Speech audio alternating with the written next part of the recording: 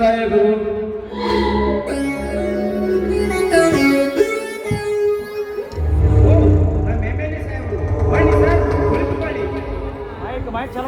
ನಿನ್ನೊಂದಿಗೆ ಕುಳಿತುಕೊಂಡು ಮಾತನಾಡುವಷ್ಟು ಸಮಯ ನನಗಿಲ್ಲ. ಪಾರ್ಟಿ ಮೀಟಿಂಗ್ ಕರೆದಿದ್ದಾರೆ. ಆದಷ್ಟು ಬೇಗನೆ ನಾನು ಬೆಂಗಳೂರಿಗೆ ಹೋಗಬೇಕು. ಏನೋ ನಿನ್ನೆ ನಮ್ಮ ಮದುವೆ ಕಾರ್ಯ ಮುಗಿತಲ್ಲ, ಅದಕ್ಕೆ ಮತ್ತೊಮ್ಮೆ ಶುಭಾಶಯನ್ನು ಕೋರಲು ಬಂದಿರುವೆ ಅಷ್ಟೇ. ಸರ್, ನಿಮ್ಮ ದಯೆಯಿಂದ ನನ್ನ ನೌಕರಿ ಚೆನ್ನಾಗಿ ನಡೆದಿದೆ. ಅದಕ್ಕೆ ನೀವು ಮಾಡಿದ ಸಹಾಯ, ನೀವೇ ನನ್ನ ಧನಿ. ಮನಸ್ಸಿನಲ್ಲಿ ದೇವರು ಅಂತ ಅಂದುಕೊಂಡು ಕುಳಿತರೆ ಈ ಸಾಯವರಿಗೆ ಏನು ಪುಣ್ಯ ಬಂದಂತೆ. ನಮ್ಮ ಗೌಡರು ಹೇಳಿದ ಕೆಲಸವನ್ನು ನೀನು ಮಾಡಿ ತೋರಿಸಿದರೆ ಅಂದಾಗ ನಿನ್ನ ಋಣ ತೀರುತ್ತದೆ. ಇವರ ಮಾತನ್ನು ನಾನು ಶಿರಸಾವಹಿಸುವಾಗಿ ಮಾಡಿದ್ದೇನೆ. ನೀ ಮಾತಿಯ ಅನ್ನುವ ಭರವಸೆ ನನಗಿದೆ. ಚುನಾವಣೆ ಹತ್ತಿರ ಬರ್ತಾ ಇದೆ. ಯಾವ ಹೊತ್ತಿಗೆ ನಮ್ಮ ಸರ್ಕಾರ ಬೀಳುತ್ತದೆ ಎಂದು ಗೊತ್ತಿಲ್ಲ. ಅಷ್ಟರೊಳಗಾಗಿ ಆ ಭೂಮಿ ನನ್ನ ಕೈವಶವಾಗಬೇಕು ಅಷ್ಟೇ. ಹಾಗೆ ಆಗಲಿ ಸರ್. ಅದು ಆಗದಿದ್ದರೆ ನಿಮ್ಮ ಸಂಬಂಧ ಸರಿ ಉಳಿಯುವುದು ಸಾಧ್ಯವಿಲ್ಲ. ಅಂದ ಹಾಗೆ ನಿಮ್ಮನ್ನ ಜೀವಂತವಾಗಿ ಜೈಲಿನಲ್ಲಿ ಕೊಲ್ಲುವ ಹಾಗೆ ನೀ ಮಾಡಬೇಕು. ಆಯ್ತು, ಹಾಗೆ ಮಾಡಿಬಿಡ್ತೀನಿ ಸರ್. ಇದು ನೆನಪಿರಲಿ. ಬರ್ತೀವಿ.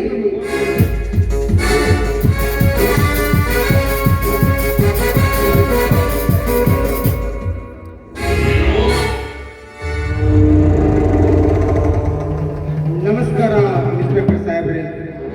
ಓ ವೀರ, ಬಾ, ಈಗ ಬಂದೇನಪ್ಪ?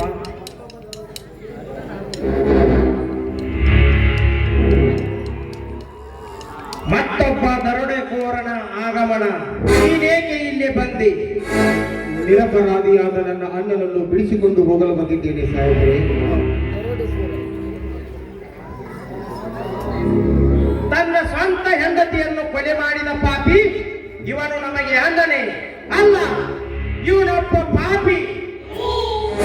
ನೀನೊಬ್ಬ ದರೋಡೆಕೋರ, ಅವನೊಬ್ಬ ಕೊಲೆಗಾರ. ಬಾಯಿ ಬಿಗಿ ಹಿಡಿದು ಮಾತನಾಡ್ರಿ.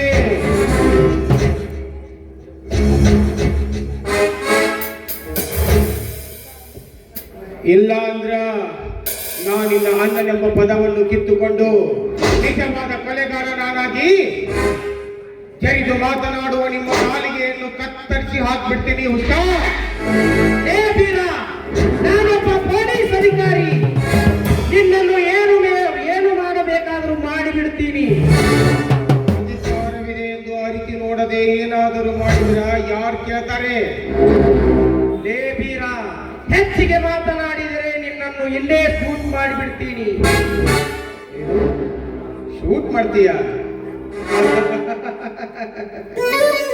ಇನ್ಸ್ಪೆಕ್ಟರ್ ಸಾಹೇಬ್ರೆ, ನಿಮ್ಮ ಮಾತಿಗೆ ನಗಬೇಕು ಅಳಬೇಕು ನನಗೊಂದೂ ತಿಳಿತಾ ಇಲ್ಲ.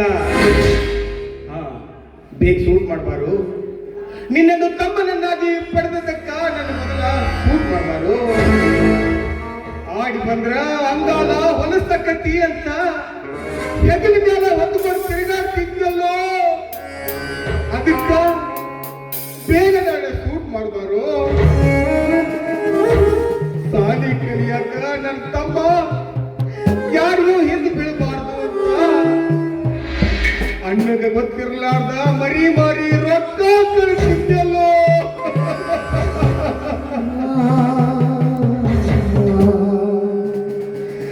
ಶೂಟ್ ಮಾಡಬಾರು ತಮ್ಮ, ಮೊದಲ ಶೂಟ್ ಮಾಡಬಾರು.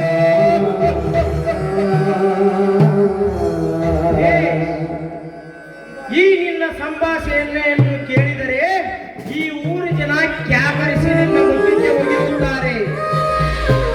ಏನು ಸಾಲಿ ಕಲಿಸಿದನಂತೆ, ಮತ್ತು ತಿರುಗಾಡಿದನಂತೆ, ಕುರಿ ಮಾರಿದನಂತೆ. ಎಲ್ಲಿದ್ದಾರೆ ನಿನ್ನ ಕುರಿ ಮರಿ? ಎಲ್ಲಿದೆ ನಿನ್ನ ಆಸ್ತಿ? ಈ ಆಸ್ತಿ ಎಲ್ಲ ನನ್ನ ಸ್ವಂತದ್ದು. ನೀನೊಬ್ಬ ಎಲ್ಲಿಂದ ಬಂದ ಒಬ್ಬ ಅನಾಥ ನೀನು.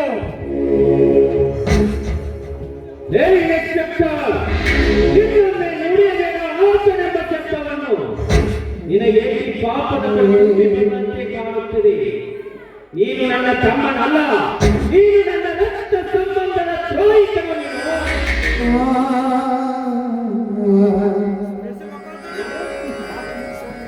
ಸಾಕು ಮಾಡುವ ನಿನ್ನ ಈ ಹರೇಕತೆಯನ್ನು. ಸುಮ್ಮನೆ ನನ್ನ ಆಸ್ತಿಯನ್ನು ನನಗೆ ಕೊಟ್ಟು ನಿಮ್ಮ ಆಸ್ತಿಯನ್ನು ನೀವು ತೆಗೆದುಕೊಂಡು ಹೋದರೆ ಸರಿ, ಇಲ್ಲವಾದರೆ ನೀನು ಪೂಜಿಸುವ ಈ ನಿನ್ನ ಮನೆ ದೇವರ ಮೇಲಾಣೆ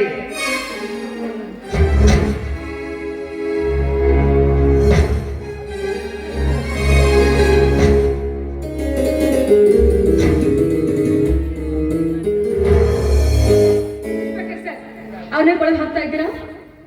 ಯಾಕೆಂದ್ರೆ ಅವರು ಕೊಲೆ ಮಾಡಿದ್ದಾರೆ, ಅದನ್ನು ಕೇಳಲಿಕ್ಕೆ ನೀನ್ಯಾರು?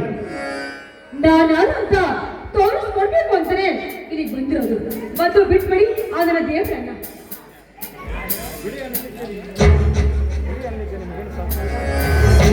ಅವನೊಬ್ಬ ಕೊಲೆಗಾರ, ಅವನನ್ನು ಹಾಗೆ ಬಿಡುವುದಿಲ್ಲ. ನೀನೇನು ನನ್ನ ಮೇಲಧಿಕಾರಿನೋ ಇಲ್ಲ ಗೃಹ ಮಂತ್ರಿನೋ? ನಾನು ಯಾರು ಅಲ್ಲ, ವಕೀಲವರು. ನಾನು ಯಾರು ಅಲ್ಲ, ವಕೀಲ ವರದರಾಜ್. ಇವರನ್ನು ಕೋರ್ಟ್ನಿಂದ ಬೇಲ್ ಆದೇಶ ತಂದಿದ್ದೇನೆ. ಇವರನ್ನು ಬಿಟ್ಟು ಬಿಡಿ.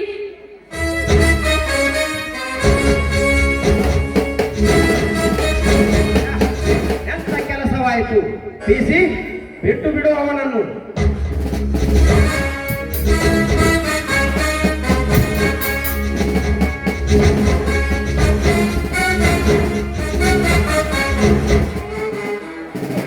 ಎಂತ ಉಪಕಾರವು ಮಾಡಿ ಆಪತ್ತು ಕಾಲದ ನೋಡಿ, ನಿಮ್ಮಂಥ ಆಪತ್ತರಿಗೆ ಸಹಾಯ ಮಾಡೋದಕ್ಕೋಸ್ಕರದು ನಾವು ಬಂದಿರೋದು.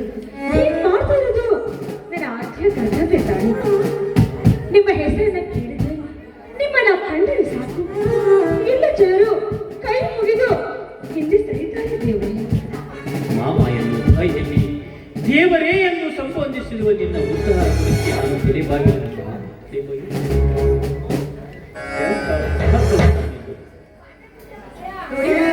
ಈಗ ಎಲ್ಲ ವಿಷಯ ಮಾತಾಡಕ್ಕೆ ಸಮಯ ಇಲ್ಲ. ಮೊದಲಿನಿಂದ ನಾವು ಹೋಗೋಣ. ನಡ್ರಿ ಅಣ್ಣ, ಮನೆಗೆ ಹೋಗೋಣ. ಎಲ್ಲಿ? ನಾಳೆ ದಿನ ನನ್ನ ಪಾಲನ್ನು ನನಗೆ ಕೊಟ್ಟು ನಿಮ್ಮ ಪಾಲನ್ನು ನೀವು ತೆಗೆದುಕೊಂಡು ಹೋಗಬೇಕು. ಇದು ನಾಳೆನೇ ಆಗಲೇಬೇಕು. ಆಯ್ತಪ್ಪ, ಹಾಗೆ ಆಗಲಿ. ನೀನು ಹೇಳಿದಂತೆ ನಿನ್ನ ಪಾಲನ್ನು ನಿನಗೆ ಕೊಟ್ಟು ಬಿಡುತ್ತೇನೆ ತಮ್ಮ.